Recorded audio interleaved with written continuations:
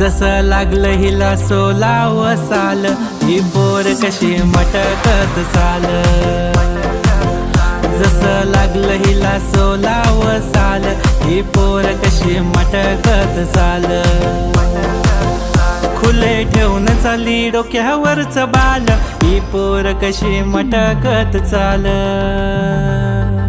जसं लागलं हिला सोलाव साल, ही पोर कशी मटकत चाल.